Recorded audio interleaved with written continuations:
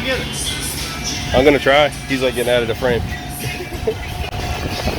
This is my destruction from last night. Trying to replace a coil.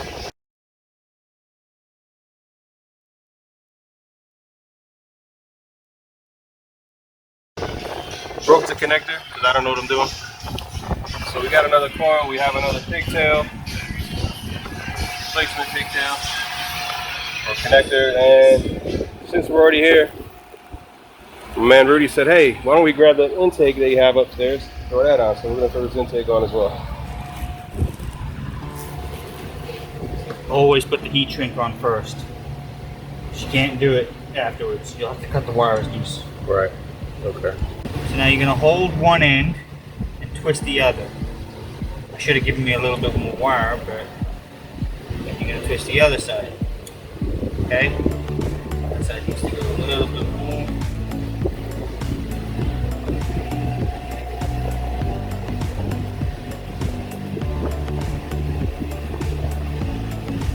Okay, take your soldering iron.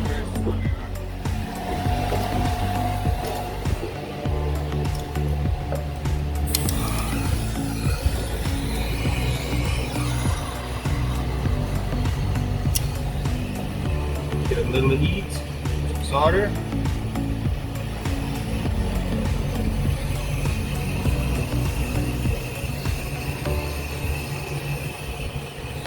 And then make it pull in. Make it suck itself in. Okay? Alright. So typically when you buy that, like a replacement connector, the colors of the wire will be different? Yeah. So like let's just say this one, it's got black, green, white, and brown. And then over here we got, you know, red, green, brown, purple, and then brown and green. You never want to follow the colors. So let's just say you took this brown wire and you stuck it on this one, you'd have a miss, right, you know, communication. So it's better to go by location. And Volkswagen generally has got 1, 2, 3, 4 for however many connectors there are. Just follow the position, not the color. Okay. These splice connectors, these crimp connectors are the best ones. I personally don't like doing them. I solder them. But if you shove them, if you put these two in here and you crimp them and then you take a heat gun and heat it up, or a little blowtorch and heat it up, it does the same effect. But just because we're working in such a small space, there's not a whole lot of room. Okay.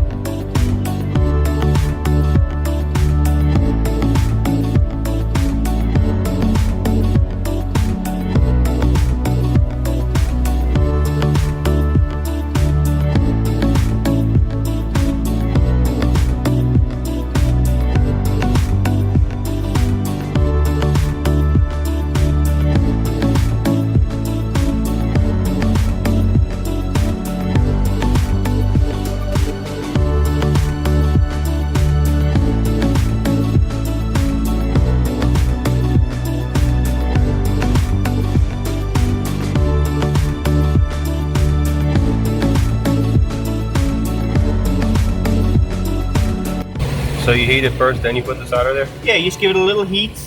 Basically what that does is that dissolves the flux when it touches it. And then you put a little bit heat more to it and it'll take a piece of the solder off. And once it's on, it'll make like a little blob. And then you just take the heat gun or the blowtorch and you get close enough to it and it'll suck it into the wires. And that's how you do it. Is there any type of solder you shouldn't use for this? It's no good? To be honest with you, the best solders that I would just use is anything like a flux core or a rosin core. Basically what it is it's got flux built into it and you don't have to buy extra flux, dip it on it and all this. It's just the easiest, it's better, and this type of flux core doesn't biodegrade like most other fluxes do over years. They stay pretty much good. And always cover them with heat shrink. This heat shrink is the one with the, it's like a glue if you will. The minute you heat it up, it basically seals it from the elements, so no corrosion, no nothing. Any marina place you can buy it at, because that's what they specialize in, is keeping the water out. And that will work perfect on this, and it keeps it sealed, keeps it dry, and keeps the water away from it. Alright, intake is pretty easy to get in. Sounds hot.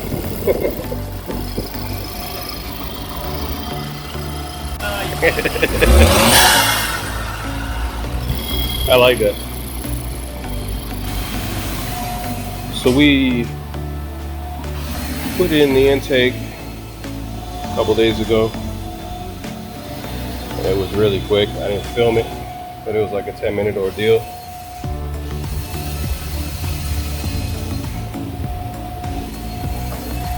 And now we are changing. So I got all these coil packs. There's the one I replaced.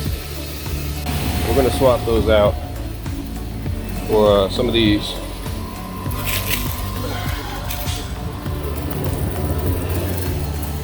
So these are the S4, Audi S4 coil packs.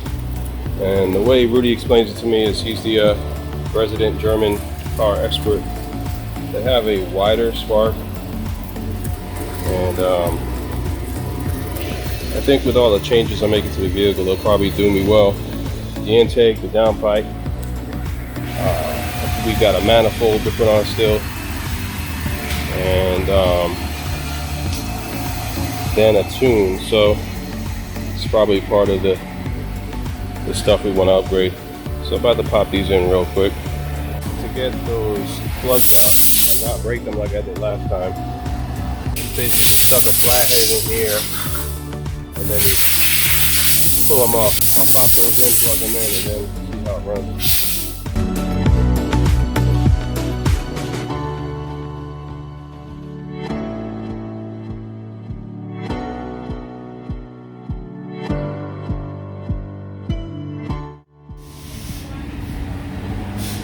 Time to switch the wheels up.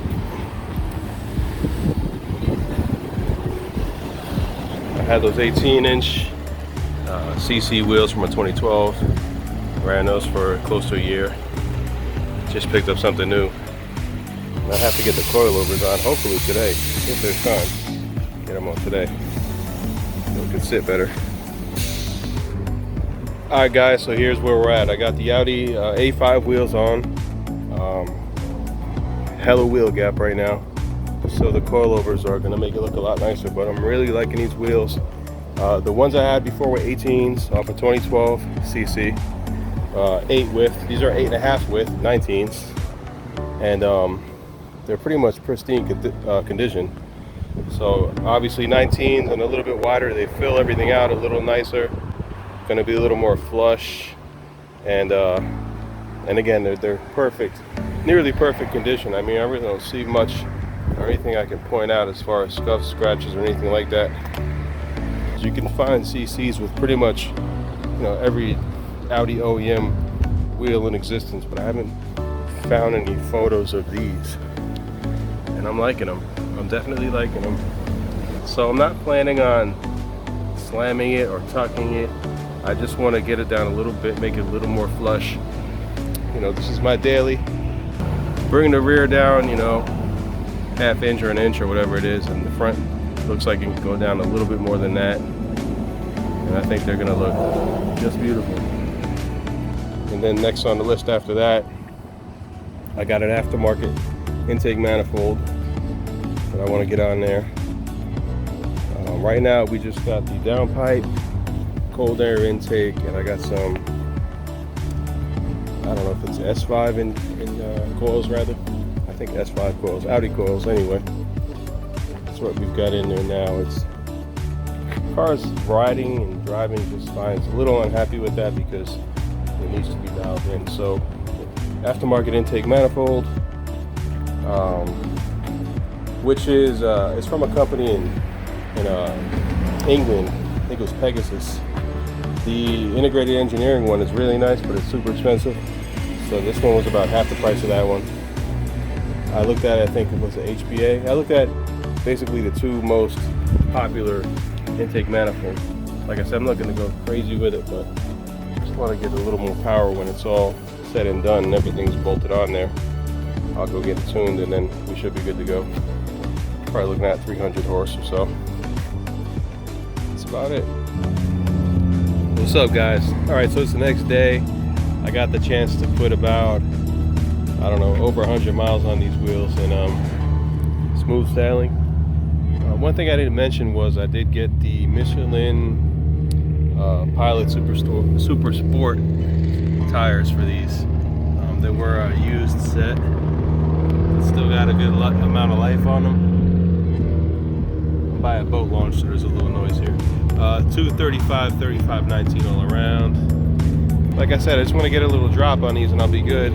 Hopefully get the coilovers on soon.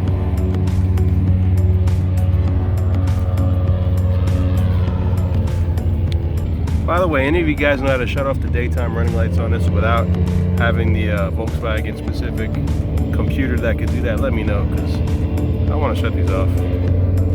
But anyway, one other thing I did this morning was I put this Euro plate on, and I have been having a paint chip on the front of this car, big paint chip, after I removed the license plate frame that was on the car. Eventually, because of the holes and just washing the car with the pressure washer, started to pull the paint up. Started on one hole, and then today I noticed it started on the other hole. So if I tried to touch that up, you know, it never would have looked right. It was just too big of a spot by that point to try and touch paint, use touch-up paint, I mean. So but I like the Euro plate. Got this from my buddy Rudy, who had it from a previous vehicle, and it was sitting up on his garage, and I said, yeah, I want to get one of those, and he's like, here, take this one. So I think it definitely adds to the look as well, because it takes care of my paint chip issue.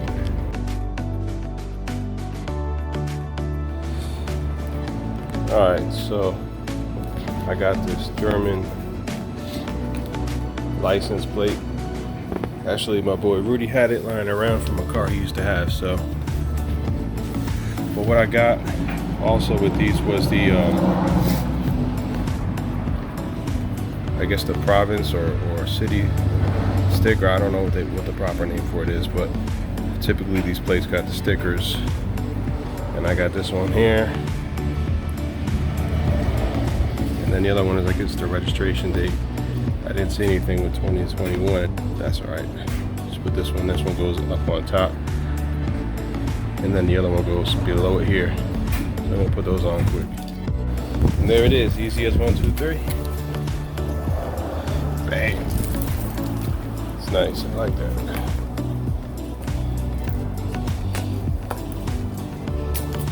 Still got to swap the springs out on these. It has the wrong springs. So these are SoloWorks coilovers, and well, the fronts are actually coilovers. The back is kind of like a stock setup with an adjustment on it, but they make a lot of noise. And I called SoloWorks, and they sent me out 4 new springs to swap on that they said will resolve the issue. And there are these springs.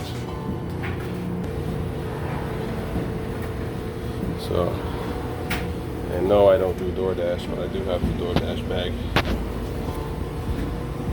So as soon as I get those swapped on, hopefully that resolves the issue of noise, and also the rear doesn't lower. This is all the way down. Obviously, that's not gonna work. Not that I'm looking to slam it, but that ain't gonna work.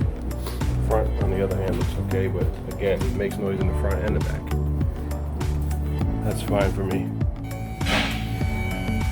This SoloWorks kit comes with these springs for the rear. 801 310s. They sent me a replacement spring. 800 750. And they claim that's going to help our issue in the back. The car won't even lower down. It's actually higher than stock when you lower it down all the way. So we're going to replace those springs, see what it does. Side by side spring comparison for the S1 SoloWorks coilovers for the rears. The right hand side is the one that comes with the kit.